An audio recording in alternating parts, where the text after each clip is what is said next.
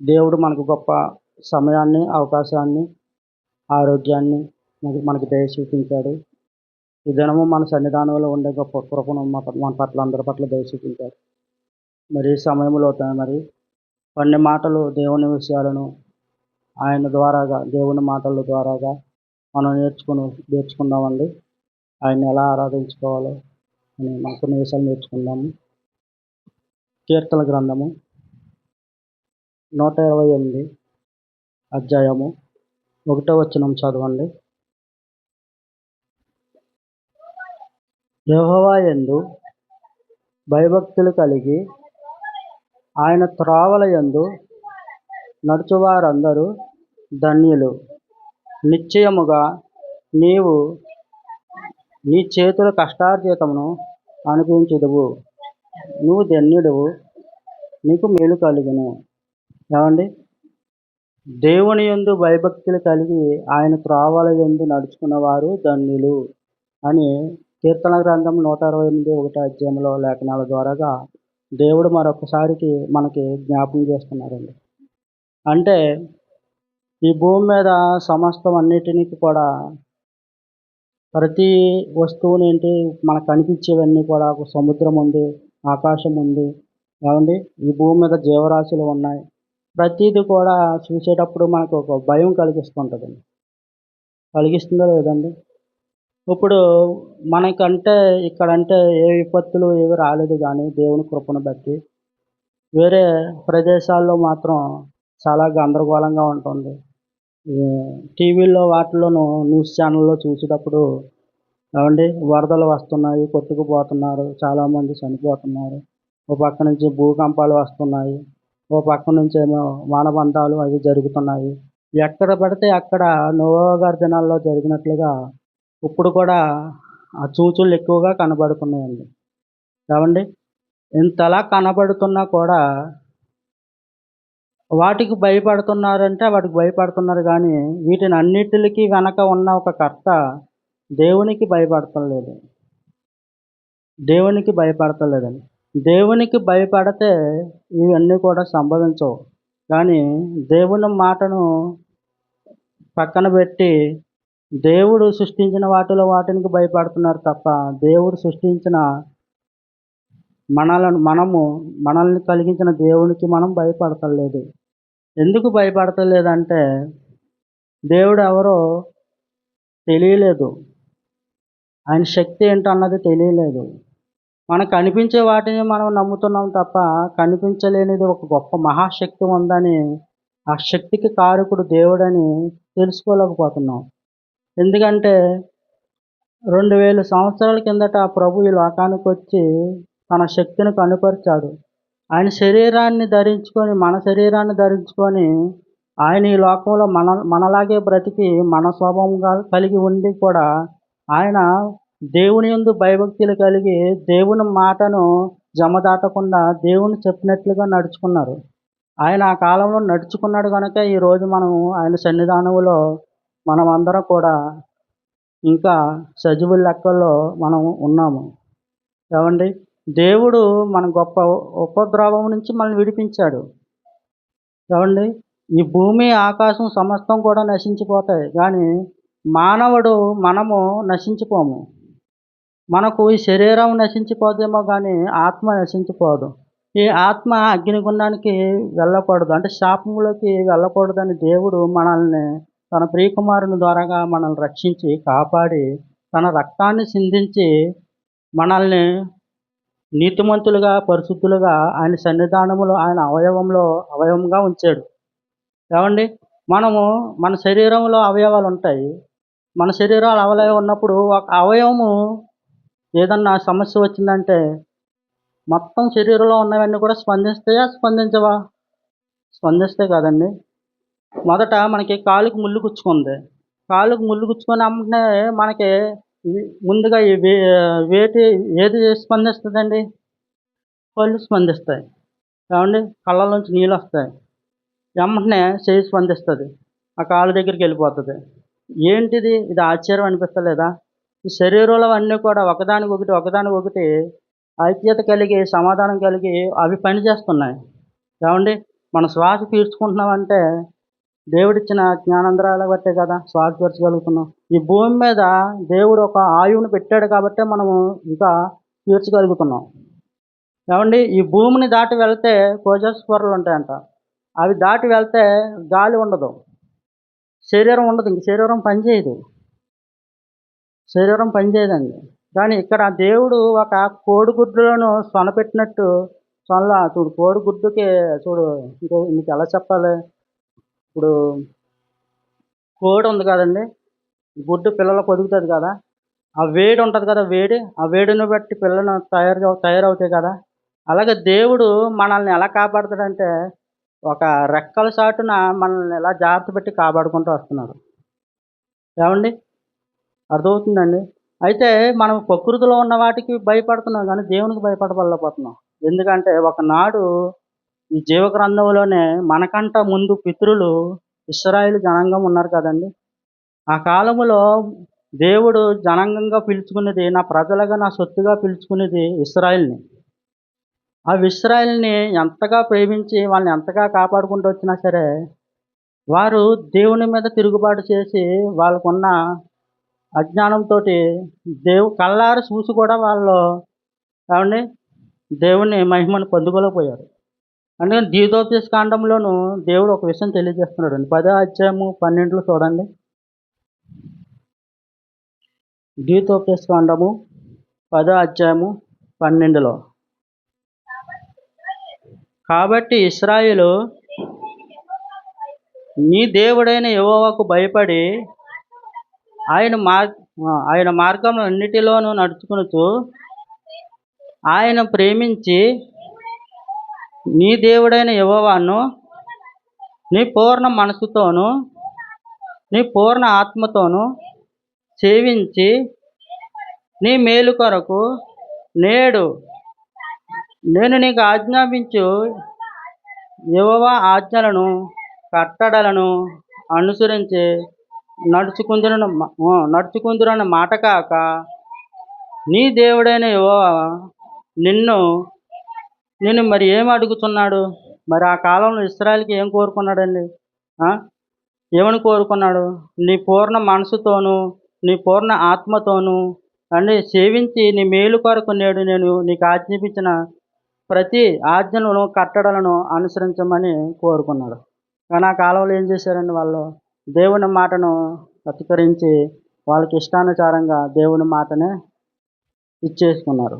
మరి ఈ కాలంలో ఈ దినాలలో ఏమండి ఆ పరిస్థితులు వేరు, ఆ రోజులు వేరు. ఇప్పుడు ఏంటంటే ప్రభు రాకడ దినాల్లో ఉన్నాము. జరుగుతున్నవన్నీ కూడా మన కళ్ళకు కట్టినట్టుగా కనబడుతున్నాయి. అయితే దేవుడు తన వాక్యాన్ని విడిచిపెట్టొద్దని చెప్తున్నాడు. ఏమండి సామెతల గ్రంథము 5వ అధ్యాయంలో చూడండి, 3వ అధ్యాయం చూడండి. సామెతల గ్రంథము 3వ అధ్యాయము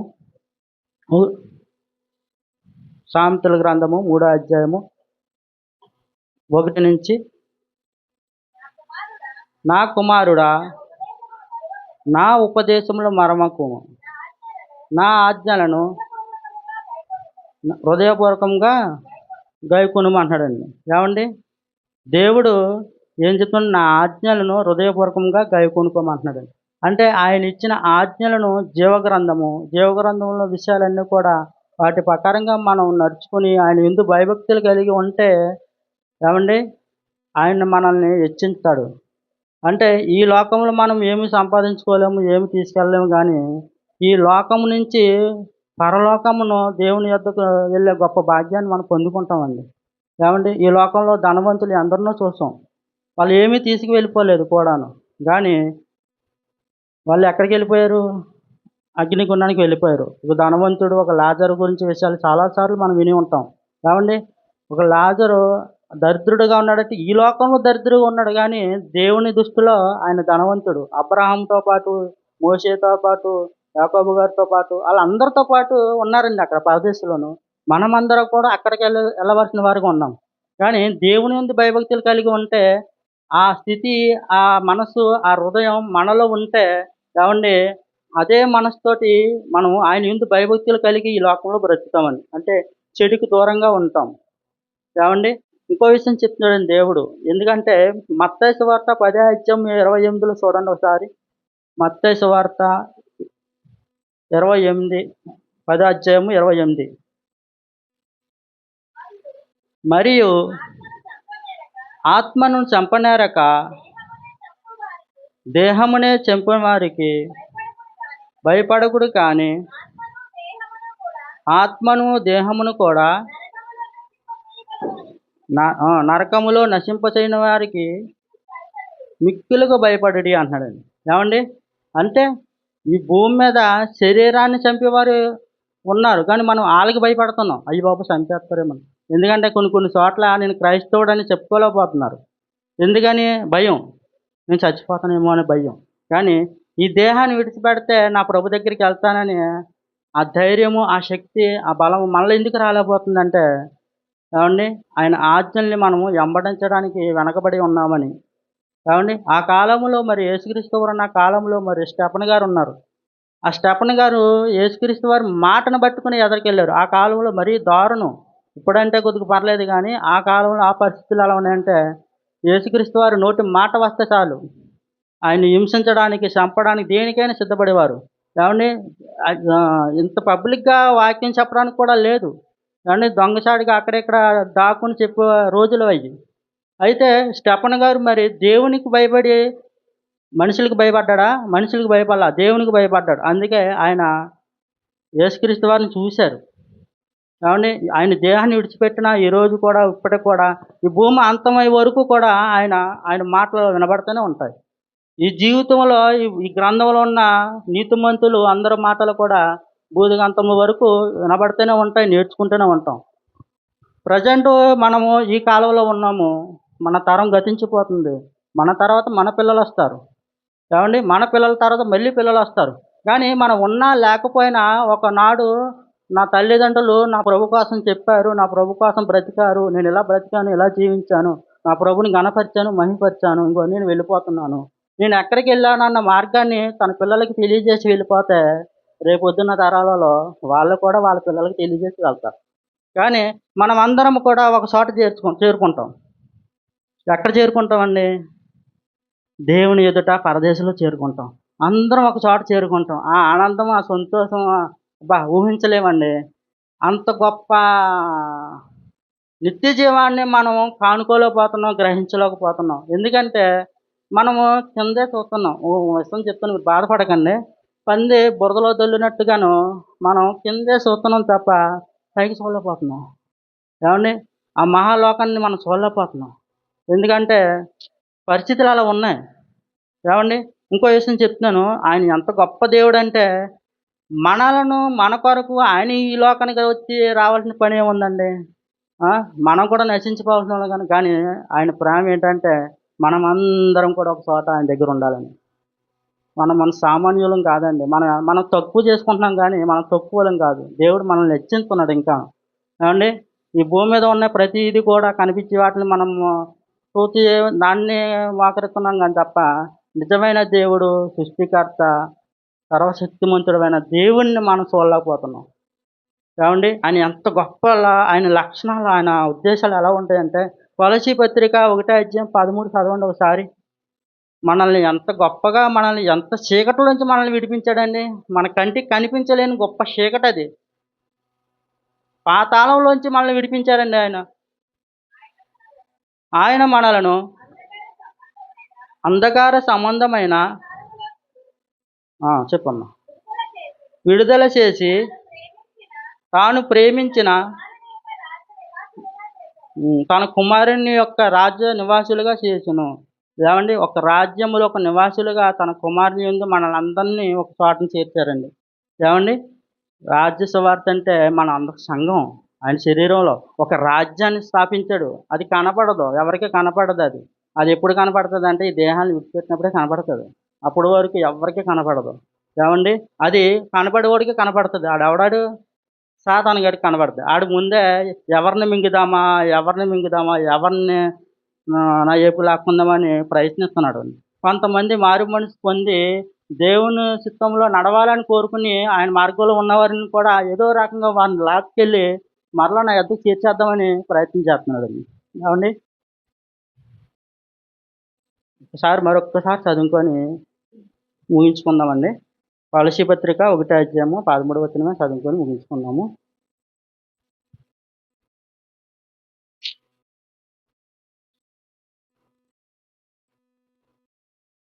ఒకసారి చదువుకుందామండి మళ్ళీను. ఆయన మనలను అంధకార సంబంధమైన అధికారముల నుండి విడుదల చేసి తాను ప్రేమించిన తన కుమారుని యొక్క రాజ్య నివాసులుగా చేసెను. ఆ కుమారుని యందు మనకు విమోచనము అనగా పాప క్షమాపణ కలిగి చేస్తున్నది. ఏవండి? మనలో ఉన్న పాపం, శాపం, ఈ శాపం వల్ల తండ్రి యొద్దకు మనం వెళ్ళలేము. కానీ మారు మనసు పొందు అని ప్రభు కాలం నుంచి ఇప్పటి వరకు ఈ కాలంలో సేవకులు కూడా అండి బతిమాలుకొని ఎన్ని విధాలుగా చెప్పినా సరే మారు మనసు పొందడానికి కూడా మనసు హృదయాన్ని అంగీకరించలేకపోతున్నారంటే వాళ్ళ వాళ్ళు ఏమనుకుంటున్నారండి? వాక్యం అర్థం కాక, లేపోతే ఇంకా సమయం ఉంది. నేను ఇంకా బతికేస్తాను ఈ భూమి మీద. ఎంతకాలం అప్పుడు తీసుకొచ్చిలే సమయం ఉందిలే అనుకుంటున్నారు. గానీ సమయం లేదు. ఇంతలో కనబడి అంతలో మాయమైపోయి ఆవిరి లాంటోళ్ళు మనము అని దేవుడు తేల్చి చెప్పేశారు. ఏవండీ? 600 సంవత్సరాలు బ్రతికిన వాళ్ళున్నారండి. దేవునికి భయపడిన వారాళ్ళు. దేవుని యందు భయభక్తులు కలిగి బ్రతికిన వారు 600 సంవత్సరాలు ఇచ్చాడు దేవుడు. యోహాను గారు ఎవరండి? నోవా గారు. ఏవండీ? నోవా గారు, అబ్రహాం గారు వీళ్ళందరూ కూడా ఆనాడు భక్తులు అంతకాలం ఆయుస్సు ఇచ్చాడంటే దేవుడు వారికి దేవుని యందు వాళ్ళు భయభక్తులు కలిగి ఉన్నారు కనుక వాళ్ళు బ్రతికారు. ఈ కాలంలో దేవుని యందు భయభక్తులు లేరు. ఉండుకోలు అలాగా భక్తి చల్లారిపోతుంది. అందుకే దేవుడు ఆయుష్‌ని కూడా తగ్గించేశాడు. సమయం లేదు. నేను రాబోతున్నాను. యేసుక్రీస్తు వారికి 33 సంవత్సరాలండి ఆయనకి. 33 సంవత్సరాల్లో ఆయన ఎంత సేవ చేసి ఉంటారండి. ఏవండీ? గానీ చిన్ననాటి నుంచి వాళ్ళకి దేవుని వాక్యంలో ఎదిగితే వాళ్ళు ఎంత గొప్ప ప్రయోజకులవుతారు. ఎన్ని ఆత్మల కాపాడతారండి. మన బిడ్డలు మనం అలా తీర్చిదిద్దితే ఈ భూమి మీద మనం ధన్యులమే కాదండి. ధన్యులమే కాదండి మరి. అందుకే కదా దేవుని యందు ఆయన యందు భయభక్తులు కలిగి ఆయన త్రోవల యందు నడిచేవారు అందరూ ధన్యులన్నారు కదండీ. మరి నిశ్చయంగా నీ చేతులు కష్టార్జితం అనుభవిస్తామని మనం కష్టపడుతున్నాం. ఆ కష్టార్జితం మనం తినగలుగుతాం. ఏవండీ? చూడండి ఆయన అంత గొప్ప దేవుడు. చూడండి. చదవండి. ఆయన అదృశ్య అక్కడనే చెప్తాం. 15వ వచనం నుంచి చదవండి. ఆయన అదృశ్య దేవుని స్వరూపైన సర్వ సృష్టికి ఆది సంభూతుడై ఉన్నాడు. ఏవండీ? ఏలి అనగా ఆకాశం ముందున్నవియు, భూమి మీద ఉన్నవన్నీయు, దృశ్యమైనవి గాని, అదృశ్యమైనవి గాని, ఇవి సింహాసనములైనను, ప్రభుత్వములైనను, ప్రధానులైనను, అంధకారములైనను సర్వము ఆయన యందు సృజించబడెను. సర్వము ఆయన ద్వారాను, ఆయనను బట్టే సృజించబడెను. ఏవండీ? సర్వము ఎవరి యందు సృజించబడ్డాయి? ఆయన యందే.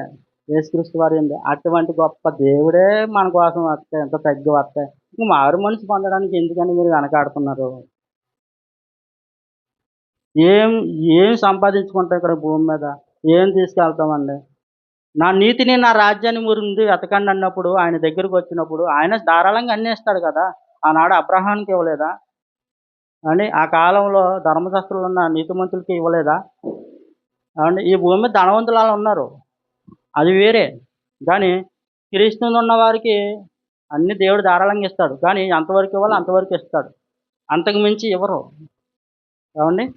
అలాగే మనం ఎప్పుడు కూడా ఆయన యందు భయభక్తులు కలిగి ఆయన ఉద్దేశాల ప్రకారంగా మనం జీవిస్తే ధారాళంగా అన్నీ మనకు దయ చూపిస్తాడు. అలాగే ఏవండీ? మరి ఈ దినము దేవుడు మనకిచ్చిన సమయం కొలది ఆయన్ని ఆరాధించుకుంటూ ఆయన యందు భయభక్తులు కలిగి బతికేలాగున మనం ఉందామండి.